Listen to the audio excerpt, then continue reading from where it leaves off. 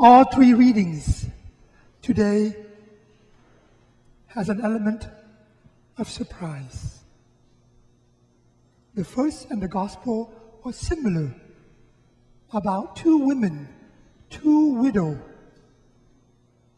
who gave more than they should.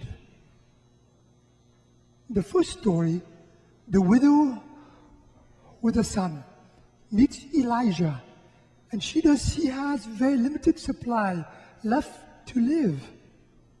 And Elijah asks her to give what, from our perspective, more than she had. And out of her great generosity, she does.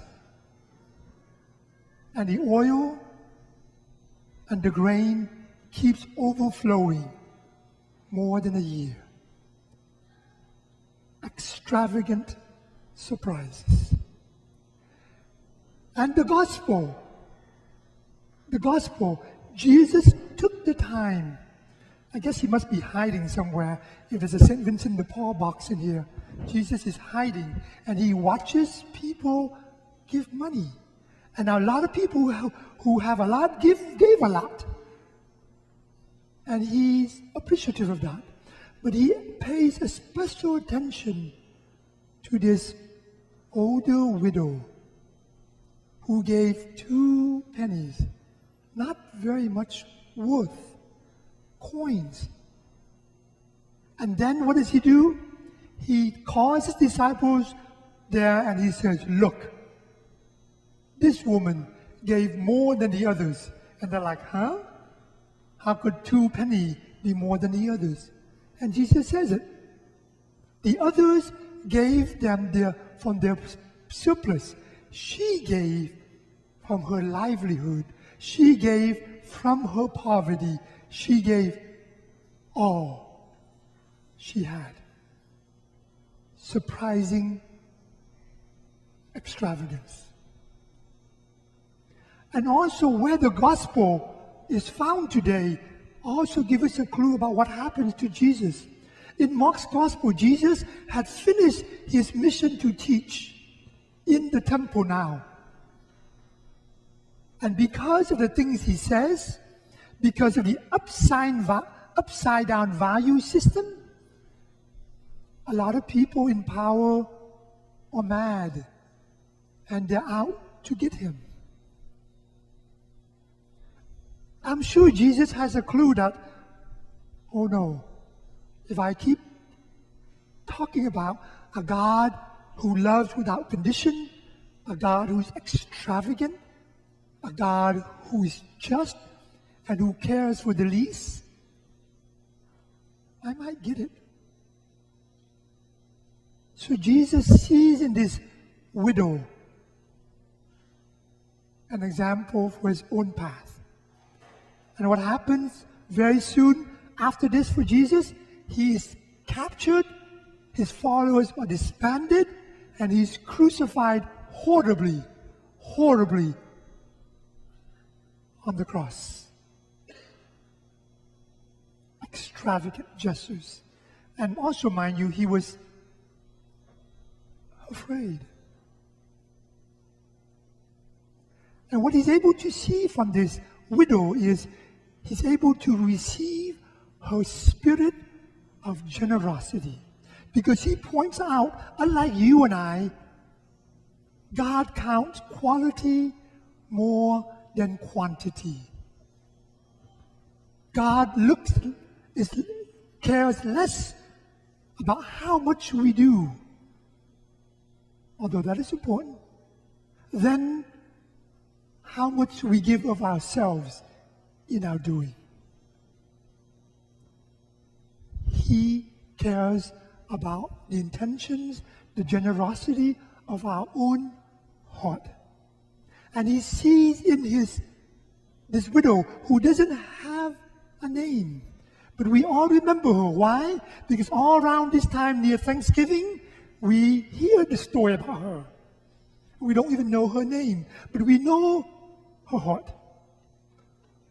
And then And then the second reading, one surprising, so surprising, because all the other high priests of Jesus' time, they have to keep repeating the sacrifice.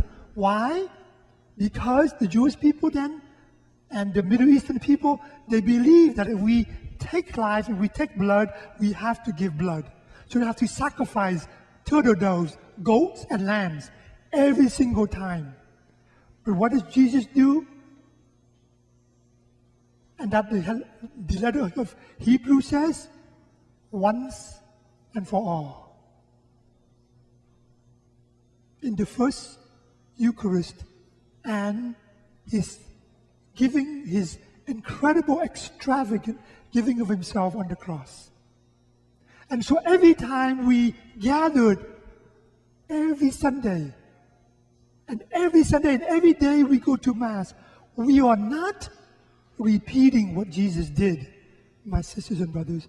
We remember what he does. And to remember isn't just to think about in the past. To remember is to take part of. You know what we call this? Our limbs are members, right? If we belong to the family, then we are a member of the family. If we belong to a club, we have membership to that club. So each time we celebrate, we come here, we remember the once and for all love of God. And it's true, once and for all.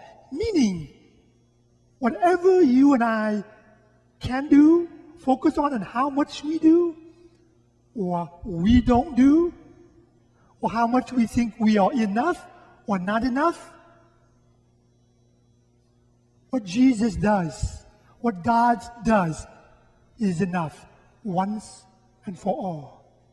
So we come here every weekend, not to remember, not to redo what Jesus did, but to remember so that we can believe and that we can receive what happens here. And whether you and I receive communion today in the hand, in the mouth, or receive God's blessing with our arms crossed, we receive God's extravagant love. And it blows our mind because we can feel entitled, we can feel we deserve, we can feel we haven't done enough, but God, that's not so significant to God. What is significant to God is remembering and receiving extravagant love. And at the end of this Mass, when we are dismissed, we're called to go and share that extravagant, generous love. So every time we come to Mass, two things happen. We remember and we receive. This time of the year, I always remember another widow, my grandmother. One of my earliest memories of my grandmother looks like this. So you want to laugh? Just don't laugh out loud. So I just remember my grandmother sitting like this, my mom's mom, and I'm on her lap, and she just shakes. So I get like a free swing. She shakes, and then she peels oranges, and she feeds me oranges. And even to this day, as I tell you this story, I can even smell the juicy, tangy orange and the way and how gentle and good she does to feed me. I remember this, even though I was probably 3 or 4. Probably one of my earliest memory. And then it's not just my grandmother. Do you know for me what it is? In her goodness. It is God's goodness to me. God who's with me, who feeds me. My grandmother lived a tough life. Not an easy life. And at the end of her life, 7 years of kidney dialysis. But her constancy, her extravagant love, not in fantastic things, but in the little things. In the little things. She cared for our family, and we became refugees, and we come here and we didn't have very much, and she was in her 60s, and she worked as a custodial staff when she first came to the United States. And so her great generosity, her extravagance is not in the huge, big things she does, but in the constantly small thing, always present. And you know what happens in my life when I get lost? I remember my grandmother. You know what happens when I'm hungry and I need fed? I remember she feeding me, because it's not just her extravagant love. It is a concrete sign of God's extravagant love for me. And again and again and again in my life, so many experiences, through other people or through prayer or through suffering, I get this sense, I'm here. I will always be here. I'm suffering with you. I'm suffering for you. You will share my life. I will share your life. And 4 times during this Mass, what do we say? The Lord be with you. And what do you say? And with your spirit. I hope before you respond, you receive also. And then during the kiss of peace, when we offer the kiss of peace, do receive peace. It is the Lord's peace. And when we go and we say, Amen, receive. What happens here, no matter how much you and I realize it, is an extravagant other gift of God. And so to help us with this, I invite us this coming week to remember people in our lives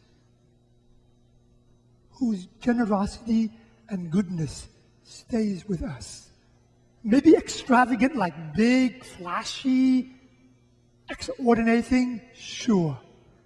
But the other kind of extravagance, gentle, steady, faithful, always present, always giving.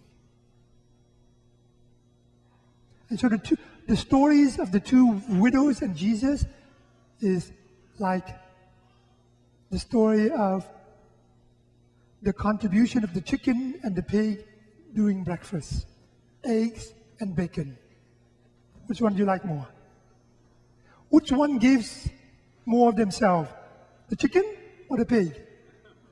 Yes, the chicken has a lot of eggs. But what does the pig give? Itself. What does Jesus give? Himself. And the more we remember and we receive this, then we can move to a response of a little more generosity and extravagance. There's a lot in the world right now that can be dark and not enough and this and that.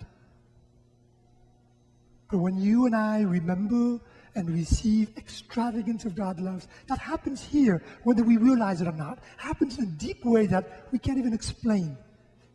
That when we leave here, when we're sent forth, we can share this extravagant, generous love of God.